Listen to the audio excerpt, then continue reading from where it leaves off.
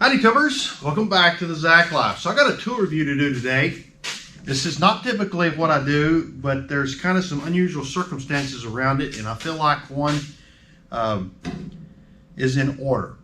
The thumbnail picture was not clickbait. I think you absolutely need to watch this video and hear about the problems with this before you buy one, because it's almost a really cool piece of machinery and it's almost a piece of junk. That's about as true as you get. I need to tell a story that leads up to me doing this, because typically if I'd had a problem with something, I'd just thrown it away and not worried about it. But kind of unusual circumstance here. Quite a sad one, if you were to ask me. So my entire working career, I've had Ryobi tools.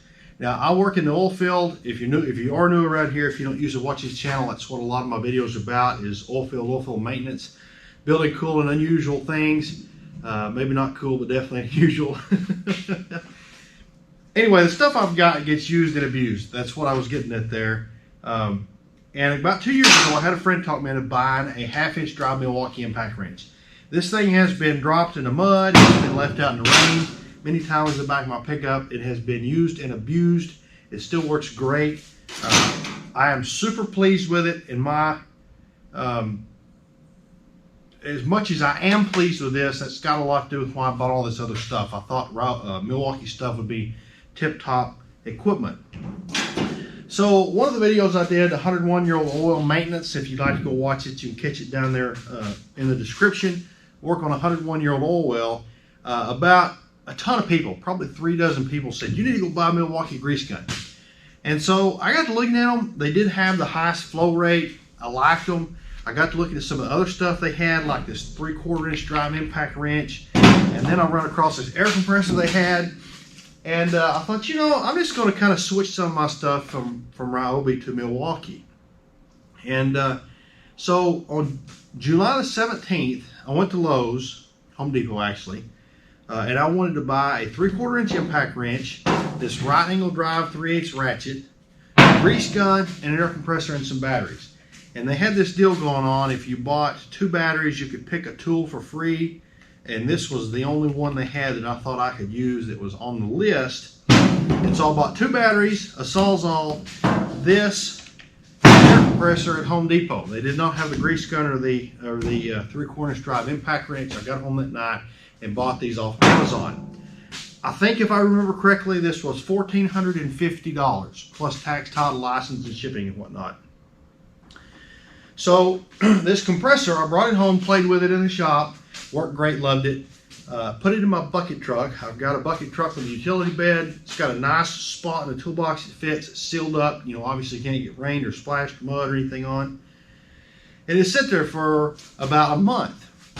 And I got it out to use it. The first actual time that I needed it, not just playing with it in the shop, it wouldn't work. And so I took it apart. And that's what this video is about. It's got a circuit board down here in the bottom that's a problem.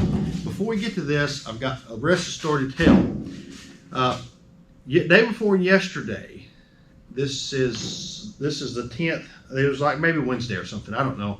I got my grease gun out. The grease gun wouldn't work. And I didn't buy this from Home Depot. It came from Amazon. So I got on Milwaukee's website, got the phone number, called them warranty service. Said, hey, I bought a grease gun 7 weeks ago, 8 weeks ago, and it won't work. And she says, we don't warranty anything that comes from Amazon. We don't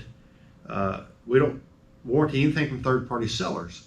And I said, well, it wasn't like it was, you know, some guy buying and reselling it like on eBay, and that might not be exactly how it works. I don't know, but I said, you know, I spent like $1,500 just 2 weeks ago on Milwaukee tools. You're not going to help me out on this? She says, absolutely not. We do not warranty anything that comes from Amazon. And I thought, why crooked? How absolutely asinine is that? You know, somebody buys a bunch of tools and you're like, you know, I don't care, screw you. It's not my problem. I was extremely mad. Now the next video I want to do is actually about this. I take this apart and fix it. It's actually already fixed. I always do on my videos backwards. Shoot the intros after the fact. I know I'm looking at the Sawzall, but I'm talking about the grease gun. Anyway, that's why I'm so pissed off at Milwaukee, is because I bought, you know, I think this was $350, and this might have been $350 too. either $600 or $700 worth of tools that didn't even last, 2 months. It's really, really low quality stuff. Now, I got to add, this didn't get rained on. This didn't get mud splashed on it. It didn't get, dropped in the dirt. The only thing that caused a problem with this is dirt, dust. Going down the road in that truck, on my oil leases and stuff, it's real dusty. There was a significant amount of dust that fell down in here. So this compressor sits just like this in the toolbox. The front toolbox is pretty shallow against the frame. It fits really nice. The problem is if you look here, it's sort of got this indentation. If you can see this sort of, cup, or I don't know what the right word to use would be here, but this plastic makes sort of a bowl. A bowl is probably a better word. And so any water or any dirt that falls, down in here or back here or, through here, anywhere will settle down in there. Now, I'm not sure how well you'll be able to see in here, but down in the very bottom, sitting against the bottom of this bowl, is a circuit board. It's the brains in the inverter. These are brushless, so that, it's got a 3-phase inverter that powers the motor. The motor's 3-phase. And that inverter and all the control electronics, which are relatively complicated for something as simple as this, being brushless, it takes quite a bit of electronics to make them work, is all in the bottom of that bowl. So anything that falls in there falls right on that circuit board, right on the bottom of the circuit board. I understand that these are not designed to be submergible. That's reasonable. You don't need to leave them out in the rain. You don't need to drop them in a lake. But you need to be able to use them in situations that are not ideal. It doesn't need to have to live wrapped up in a trash bag and then only be used in a low humidity environment. And if you took this thing and had a flat on the side of the road and it was sprinkling, this would immediately have water fall in here, and it would probably immediately blow up. It's absolutely not at all a not perfect weather machine. And I think that's probably why I'm so ticked off about it. It's not like I dropped it in a lake and it blew up. It said it was taken well care of, only used once. And my only option for this now on is literally to wrap it in a trash bag and put it in my truck and keep air on it and blow the dirt out of it before you put a battery in or something. Anyway, it's really, really, really stupid. I'm really disgusted about it. That being said, I'm going to take you out here and show you how it works. It actually does work quite well. We're going to go a couple trials about it and see what happens. So I've created us a couple of flats here. I got one of my Suburban, we're going to air it up to 55 pounds. And one of my little junky car here, we're going to air it up to 30. Here's a little air hose I made up for it. Just a air chuck basically on a short hose. I don't really think you could run an impact wrench for this unless you were in a really big bind. You could, if you had to, but it wouldn't be ideal. So I'm going to start a timer. I do this with one hand. Here goes.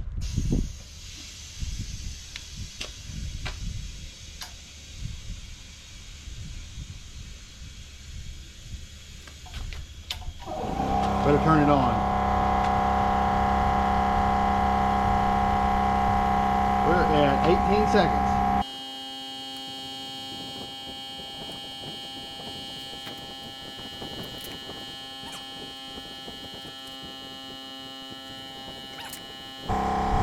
Right there, exactly 1 minute to air that tire up. So let's do this one. This is a 235 85/16. I'm going to air it up to about 55 to 60.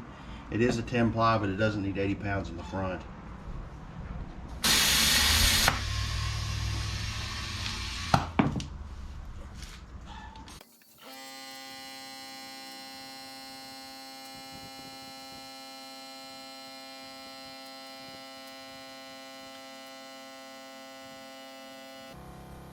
This is not an ultraviolet test because my air chuck here is leaking a little bit. There's a significant amount of air.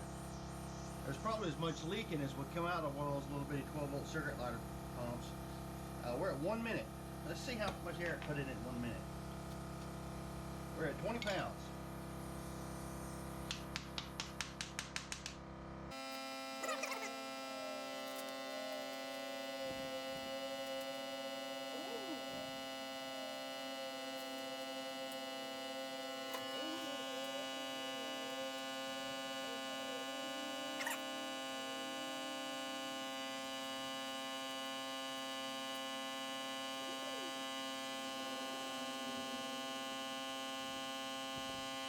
It's been 3 minutes. Let's check it.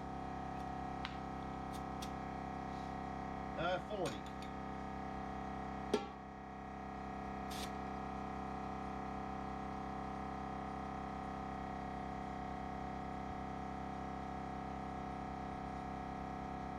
Actually, it was about 43.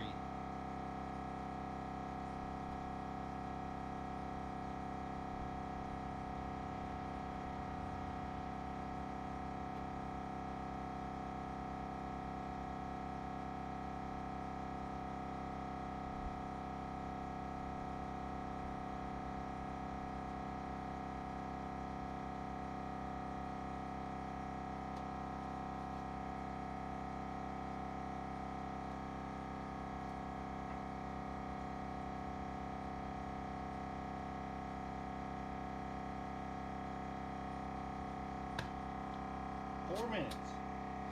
There's 55 pounds right there. So it looks to me like on a passenger car, you know, you're looking at only about a minute. You know, that's as fast as, you know, any compressor will air it up.